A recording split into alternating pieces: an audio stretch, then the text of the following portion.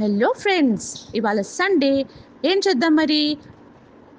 Soya chunks biryani చేసుకుందామా? దీనికి ముందుగా బాస్మతి రైస్ కడుక్కొని కొంచెం ఎక్కువ నీళ్లు పోసి అందులో గరం మసాలా మరియు కొంచెం ఆయిల్ వేసి 1 టీ స్పూన్ ఆయిల్ వేసి 3/4 ఉడికేలాగా పెట్టండి. 3/4 ఉడికిన తర్వాత వాటర్ డ్రైన్ అవుట్ చేసి పక్కన పెట్టుకోండి. ఆ తర్వాత సోయా చంక్స్ని కడిగి బాయిల్ చేసి కొంచెం ఫ్రై చేసి పక్కన పెట్టుకోండి.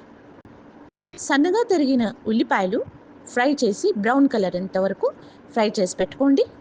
దాని తర్వాత ఒక ప్యాన్లో కొద్దిగా ఆయిల్ తీసుకొని పచ్చిమిర్చి పెద్ద పెద్దగా కట్ చేసి ఫ్రై చేసి కింద దింపుకొని దాంట్లో సోయా చంక్స్, ధనియా, పుదీనా, లెమన్ జ్యూస్, గరం మసాలా అంటే చక్రీ ఫుడ్, జాయ్ఫల్, పెద్ద ఇలాయచీ, షాజీరా, చిన్న ఇలాయచీ, దాల్చిన చెక్క, బిర్యానీ ఆకు వేసి మంచిగా మిక్స్ చేయండి ఫ్రెండ్స్. దాంట్లో కొంచెం నిమ్మరసం పోయండి. ఓకేనా?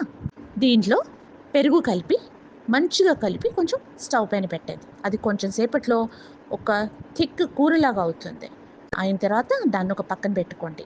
మనం ఉడకబెట్టిన బాస్మతి రైస్, అదే 3/4 ఉడికిన బాస్మతి రైస్ ఒక బౌల్లో తీసుకొని కొంచెం కొంచెం పోర్షన్స్ 3 పోర్షన్స్లో తీసుకోండి. ఫస్ట్ పోర్షన్ వేయండి.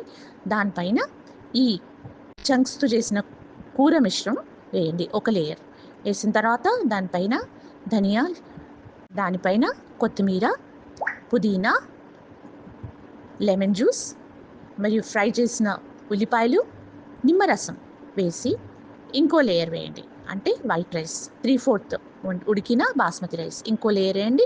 సేమ్ అదే ప్రాసెస్ రిపీట్ చేయండి. అదే చంక్స్ కర్రీ వేయండి. దాని తర్వాత ఫైనలీ వైట్ రైస్ వేయండి. వేసి దానిపైన కొత్తిమీర, పుదీనా, నిమ్మరసం మరియు సాఫ్రన్ కలర్ కొంచెం ఒక 2 చిటికెళ్ళు సాఫ్రన్ పౌడర్ మంచి నీళ్ళలో కలిపి అందులో పైన వేయండి.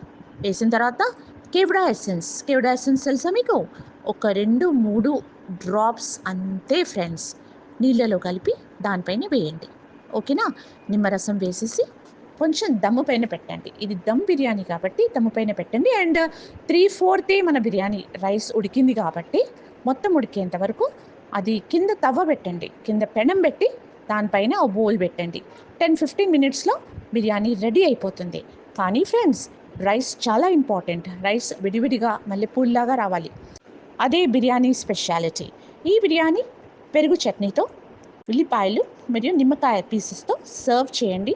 మీ సండే సక్సెస్ఫుల్ చేసుకోండి. మీ ఇంటి వాళ్ళు, మీరు తిని చాలా ఆనందిస్తారు. ఈ బిర్యానీ మాత్రం మటన్ బిర్యానీకి, చికెన్ బిర్యానీకి ఏ మాత్రం తీసిపోదు. ఓకేనా ఫ్రెండ్స్?